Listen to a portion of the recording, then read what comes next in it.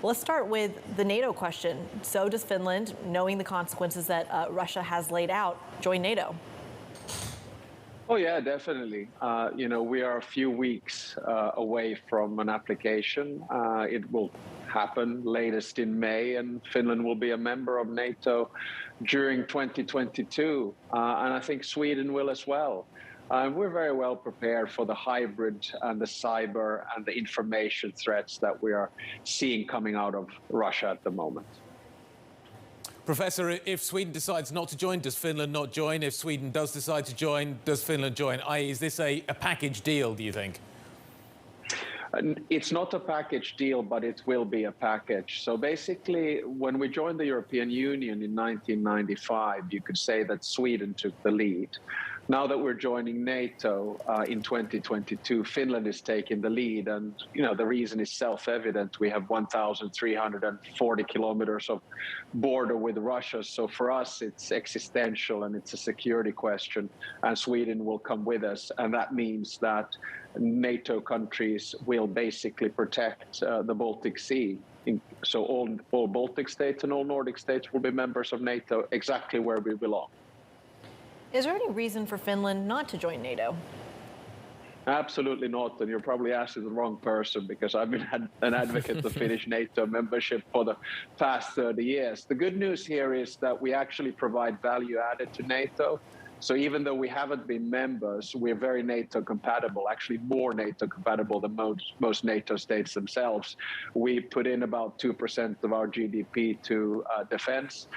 We basically have over 60 FATs. We just bought another 64 F-35s. We have standing reserves of 900,000 and able to mobilize 280,000 men and women within a few days. So, in that sense, I think we'll increase the security in the region and help NATO out. And then, of course, we become part of Article 5 collective defense and security guarantees, for which we're very thankful. Finland has fought wars against Russia. Finland was part of Russia. Finland, as you say, has a long border with Russia. How big is the threat to Finland?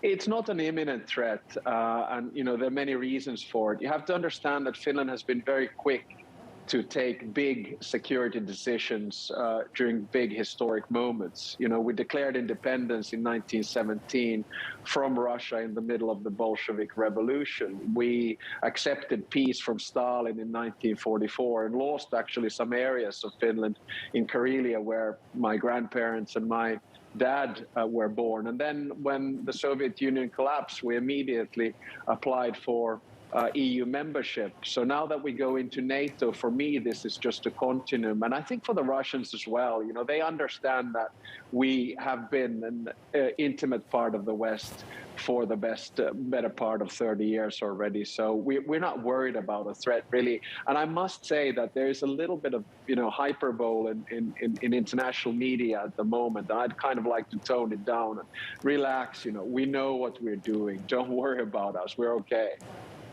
Well, speaking of those security measures, I'd like to talk to you about cybersecurity in particular. Russia seen as kind of an expert when it comes to the cyber attacks potentially. What is Finland doing in terms of cybersecurity? Yeah, we've been preparing for that actually for a few decades, not only by having an international cyber center. And of course, I don't know the latest developments because I'm not on top of the intelligence and information, but I remember from my 8 years in government from 2008 to 2016, we were very well briefed about what happens and how we defend, etc. That doesn't mean that there are going to be, holes in the system. So what we saw, for instance, last Friday was when Zelensky was speaking to the Finnish parliament, the Russians attacked the homepage of our defense ministry and our foreign ministry. So, we are prepared for these kinds of hits. You never know what's going to happen with the banking sector. Are we going to see some hits there? But this is kind of normal. We live in a world where everything has been weaponized, and I think that the Finnish military and civil society has been prepared for that. Will civil society be prepared for the Russians to put more aggressive weapons into the Baltic region, hypersonic weapons, more nuclear weapons? What do you think the response could ultimately look like there? Yeah, here we also have to dissect it. I saw a few days back there was sort of disinformation about, moving military equipment, old pictures. So Finns immediately realized that, this is normal disinformation campaign. And the second one is also, I've seen stories about Medvedev's speech or statement today about nuclear warheads. Well, they already have them there around, so it's nothing new. Will the Finnish public be prepared for this type of intimidation?